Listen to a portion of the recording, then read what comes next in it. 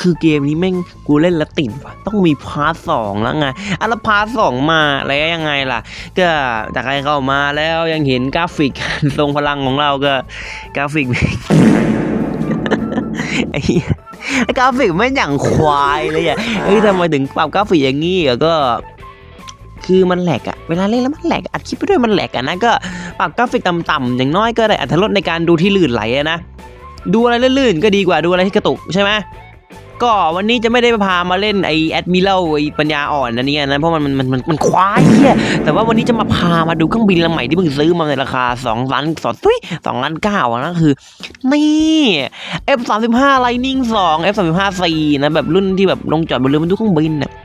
ก็มีใครไปดูงานครบรอบ18 ปีกองทัพอากาศไหมที่มี F35 มาบินน่ะ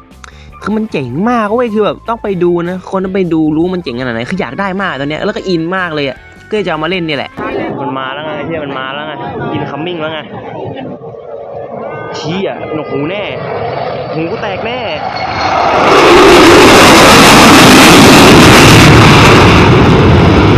พูดเร็วยี่อ่ะไอ้ชี้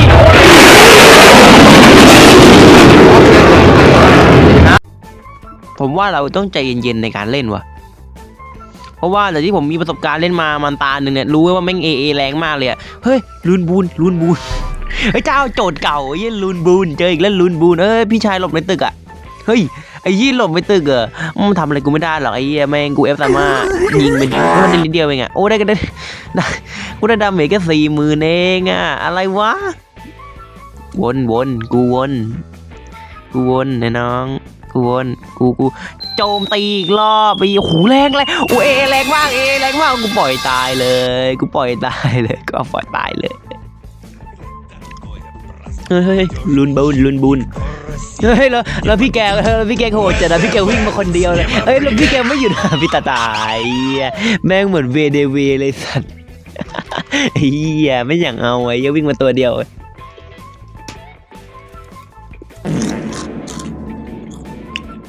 อันละมาแล้วไงโอ้กูแดกเขาเก็บอยู่นึงอะไรล้ำหน้าอ่ะไปลูกพ่อเงี้ยวไอ้ยี่สแปมมันโดนกู100,000 102,000ไอ้ยี่โอ้ยจะรวดกดแฟร์เลยน้อง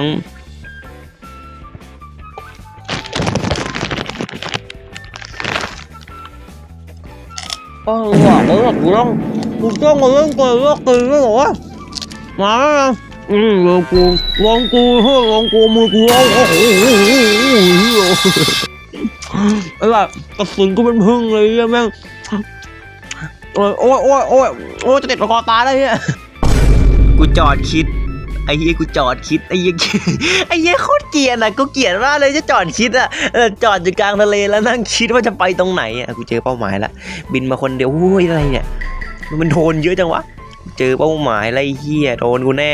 นี่ตูมบินกลับเลยกูบินเฮ้ยชิบหายแล้วจะตายห่าไหมเนี่ยเพื่อนกูไปเลยไอ้เพื่อนกูไปละเฮ้ยเดี๋ยวกูโดนอะไรยิงเนี่ยเฮ้ยหลุดมาได้ไงก่อนทำไมหลุดมาหลุดมาได้ยังไงไอ้แย่แล้วไงหลุดมาได้ยังไงอ่ะไอ้จริงมันได้ยิงมันยิงถูกไหมเหี้ยแม่ไอ้กูเกลียดเอฟเฟกต์ว่ะแม่มันล้านเลยยิงมิสไซล์ใส่นี่90,000โอ้โหแรงมาแล้วเนี่ยมิสไซล์กูเนี่ยเหี้ยแม่งไอ้สัตว์แรงกว่านิวเคลียร์อีกไอ้เหี้ยขับวนทำไมขับวนจริงมิสไซล์โอ้กูโดนบล็อกอีกแล้วไอ้มิสไซล์กูโดนบล็อกง่ายจังวะF35กูโหลดเสร็จแล้วเหี้ยมึงโดนกูแน่เหี้ยมึงโดนกูเหี้ยนี่ตูมเหี้ยตายแต่ดูบอกแล้วตายน้องไอ้ตอบวิดีโอกูยิงสกัดอันนี้ไงโดนกูสวนยิงมิสไซล์ใส่อีกรอบไม่เหี่ยวดูลูกเดียวนี่หว่าไอสัตว์แม่งโดนสกัดไอสัตว์ล็อกเป้ายิงใส่นี่ยังไงล่ะความหวังสุดท้ายกูไม่เหี้ยกว่าตายแค่เหี้ยกูบอกแล้วมิสไซล์กูแม่งเอาจริงไอ้เหี้ยเอาจริงแล้วไงอะไรกูเหลือลำเดียวอ่ะเนี่ยไอ้แจ้กูเหลือลำเดียวอ่ะ มาการโจมตีรอบสุดท้ายของกูล็อกเป้า